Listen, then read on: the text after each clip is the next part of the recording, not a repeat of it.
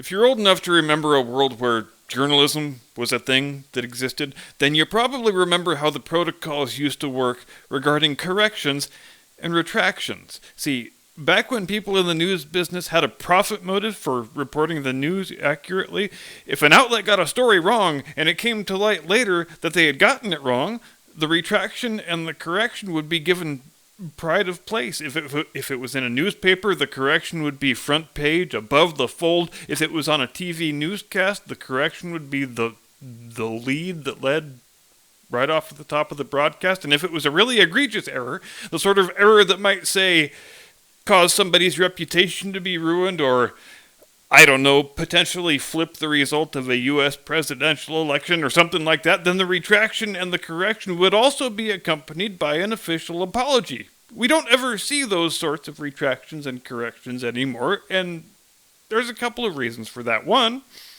the mainstream news media are not engaged and have not been for quite some time now in a good faith effort to report news accurately, so you're not going to correct yourself when you know you were lying in the first place. And two, the impresarios who run the mainstream news business, they are many things. Sleazy, dishonest, generally loathsome, just to name a few, but one thing they are not is so dumb they can't figure out who butters their bread and which way the frickin' wind blows. In fact, the only reason that so many 20th century legacy news media brands are still managing to cling tenuously to some form of life is because they agreed to sell out and become wholly owned and operated subsidiaries of and transcription services for the big tech oligarchs and the political elite ruling class. And why am I bringing this up right now? Well, because the New York Times, 5 months after the fact, has finally gotten around to conceding that, okay, yeah, maybe that Hunter Biden laptop was totally 100% legit after all. Maybe it wasn't really a super sophisticated Russian disinfo operation hatched straight from the darkest, most insipid recesses of the Kremlin itself. Yeah, we will frame the Biden son as a crackhead who habitually impregnates exotic dances all across U.S. interior like a rainbird sprinkler of semen from Colorado to Arkansas. When job is done, we go to dacha, play chess, drink vodka, chase moose and squirrel. We go! Now, and improbably, in the upset of all upsets, the laptop that contained a shitload of Hunter Biden emails and Hunter Biden sex tapes, the one that Hunter Biden dropped off at the nearest computer repair shop to Hunter Biden's house by a guy using Hunter Biden's own name, making no evident attempt at pretending to be anyone other than Hunter Biden. It turns out, brace yourself, make sure you're seated before this next part. It turns out that laptop really was Hunter Biden's. I know, it took me a minute to wrap my head around it too. Take your time though. I know it's a lot to take in all at once. We are in it together, though. We'll get through this. But just like a true former newspaper, a true entertainment product that concerns itself more with minimizing the embarrassment caused by its own serial lying than with doing anything that could be described as reporting the news, the New York Times issued its oblique, offhand, implicit retraction on page 5, below the fold, with a quick, casual mention of the fact that, well, yeah, of course everything on the Hunter Biden laptop was legit. That was almost half a year ago we were trying to rig that election. Get with the program, you slowpokes. That's old news.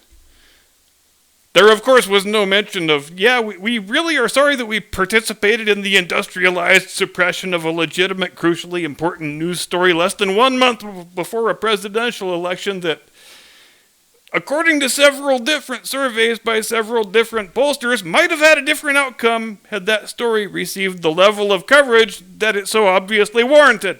Because they are not sorry. The New York Times and Twitter and Facebook and YouTube, among a hell of a lot of others, they were fully committed partners in the all-hands-on-deck effort to get Donald Trump the hell out of the White House in 2020.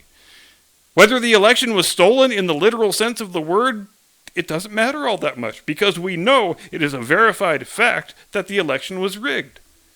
Meaning that a lot of very powerful people used every drop of power they had to affect their preferred outcome. And the question of whether we want to live in a country where it's possible to do such things, that's going to be a question that looms pretty large in these elections in November. If the Republicans are smart, and I have zero confidence that they are, they will use these midterms to turn them into a referendum on that question. You don't need to talk about vote fraud or broken water mains or suspicious trucks full of ballots in the dead of night or any of that stuff.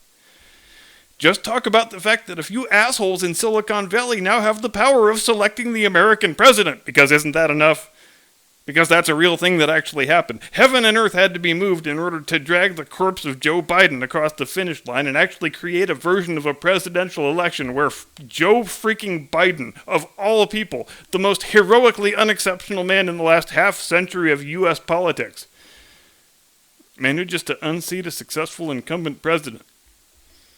Talk about threading the needle. Talk about pulling a rabbit out of a hat. It was a pretty damned audacious achievement. You have to at least give him that. Oh, also, baseball is dead to me, but thanks for being my favorite sport for 47 and a half years, but sorry, I refuse to watch National League games with a goddamn designated hitter, so that's it for me. I'm done now.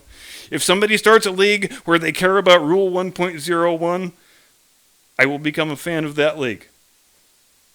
And Jim Eagle, they should make you the commissioner.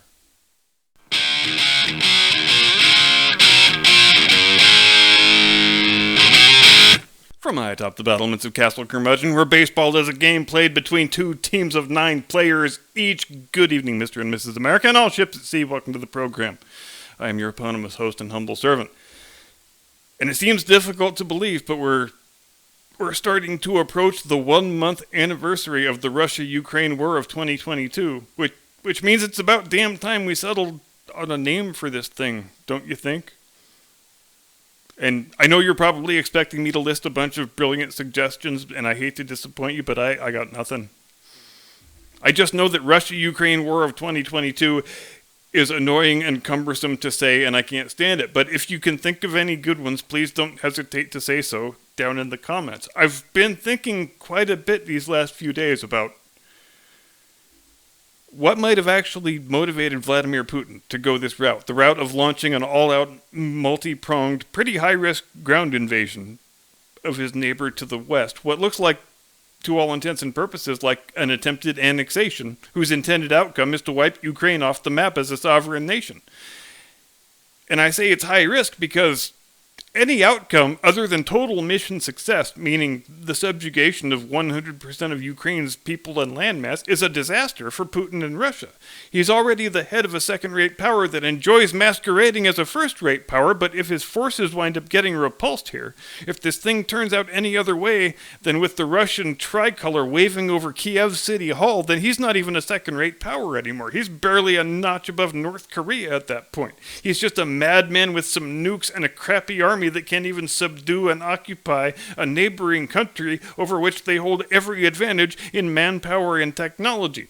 But like I said last week, fighting spirit makes a hell of a difference, a big difference, and I think we're seeing that principle being played out. People who are fighting to throw out a foreign invader always fight better than a conscript army that doesn't understand exactly what the hell it's fighting for. And I still don't see any big upside for Russia, even if they do successfully complete this annexation of Ukraine, because then they, of course, have to directly administer all of that territory and the 44 million people who live there, and you bet your ass there's going to be an insurgency then. It's going to be supported lavishly by North America and Europe, and in any conceivable version of events, Ukraine just becomes a bottomless pit for the Russians to dump untold amounts of blood and treasure into. But there is one way in which Putin is going to get exactly the outcome he wants, irrespective of the strategic result. He will have isolated Russia from what he views, perhaps not incorrectly,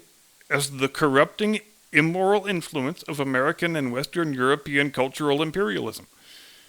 When McDonald's and Starbucks and Coca-Cola and Disney all declared within 48 hours of each other that they were pulling out of Russia and divesting themselves of all things Russian, you know what Putin said?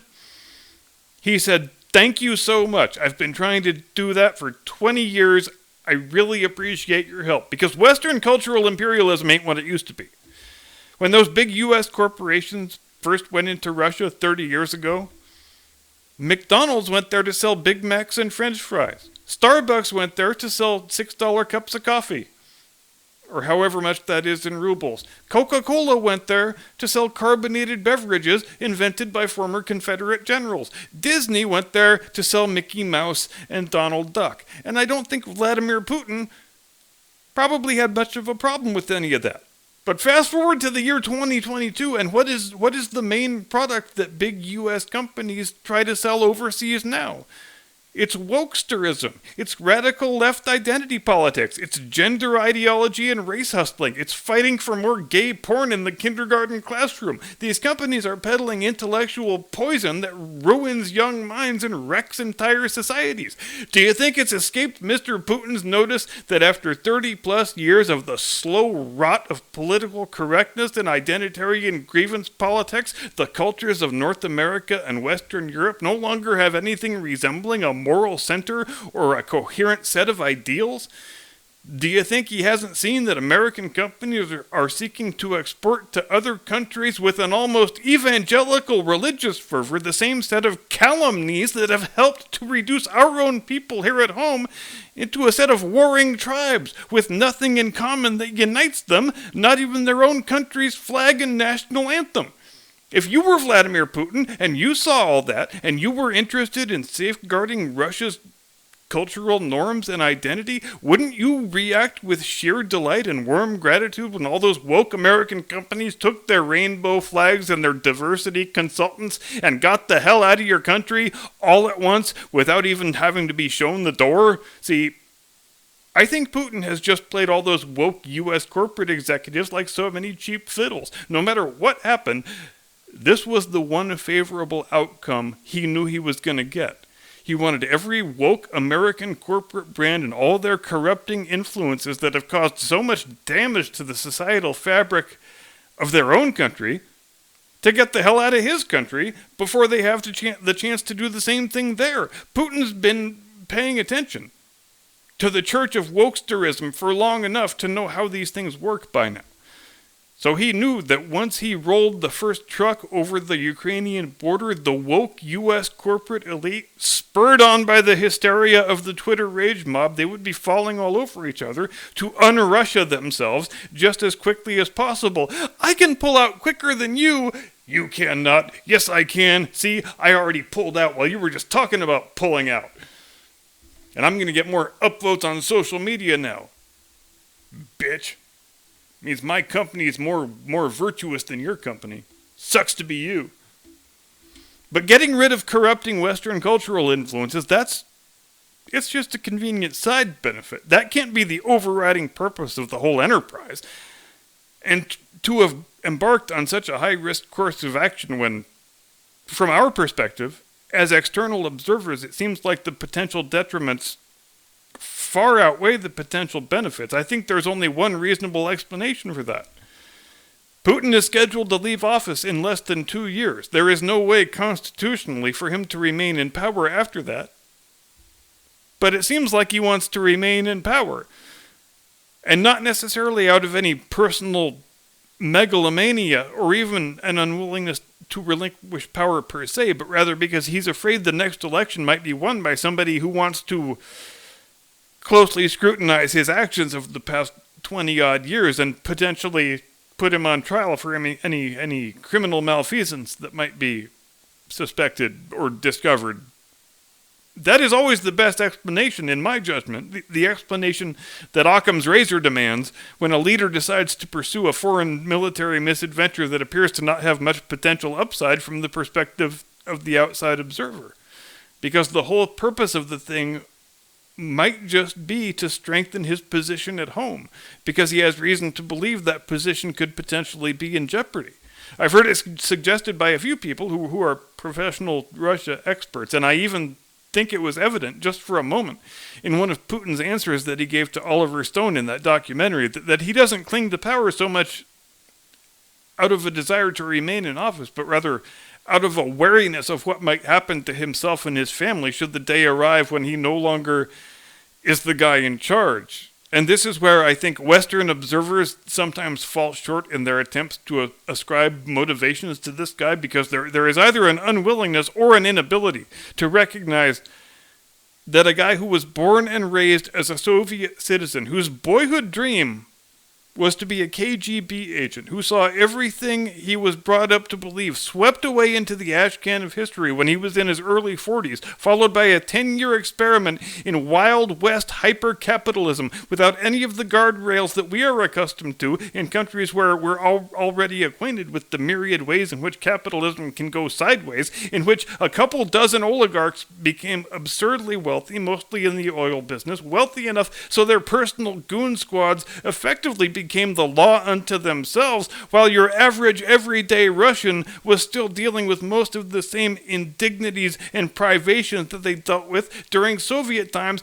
That guy might have a slightly different outlook and worldview than the denizens of some think tank in suburban Virginia. Is it at all difficult to understand why Vladimir Putin might view Western systems and Western culture as a malign, corrupting influence that is non-conducive to a healthy and well-ordered society?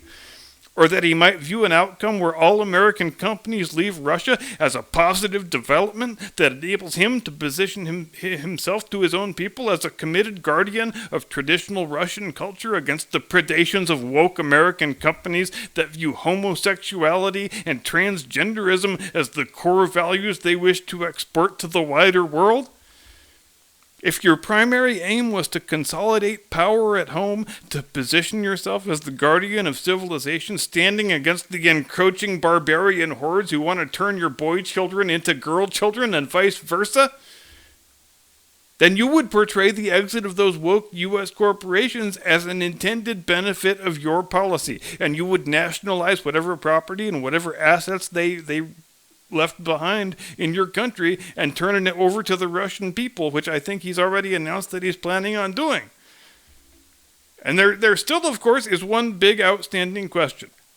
How do you use all that to justify an unprovoked war against another country? And the answer is, you use the exact same rationale. American politicians, Democrats, Republicans alike, but mostly Democrats, and mostly Democrats who have names that rhyme with Schmo Gliden, have been falling all over themselves trying to turn Ukraine into a U.S. satellite for the last 15 years now. So if you're Putin and you need to justify the war, you say, look, I got rid of all those woke American companies that wanted to trans your kids, but they were still camped out right over there on the border in Ukraine just waiting to strike, so I sent our boys in there to do battle with that Rainbow Army. And don't be surprised if that is the way he's actually spinning this thing at home, because he probably is.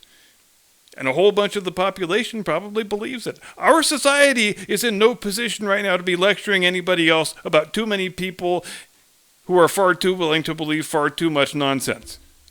And if you think you don't believe me, tell me that the next time you see two double-masked parents walking outside with a masked 2-year-old. Now, is that just a California thing? Because I would love to hear that it is. I mean, I guess love isn't the right word. Let's say it would please me to learn there are locales somewhere in the country where one never encounters toddlers who look like they're about to rob a freight train. And I will leave you tonight with the wise words of our intrepid Commander-in-Chief, the 46th President of the United States, Joseph Robinette Biden Jr., who gave us all a lot to think about today in his official St. Patrick's Day proclamation when he said, and I quote, "I may be Irish, but I'm not stupid. And if you're not laughing right now, then you ain't black." Thanks for watching. See you Friday. Have a pleasant tomorrow. Do not comply.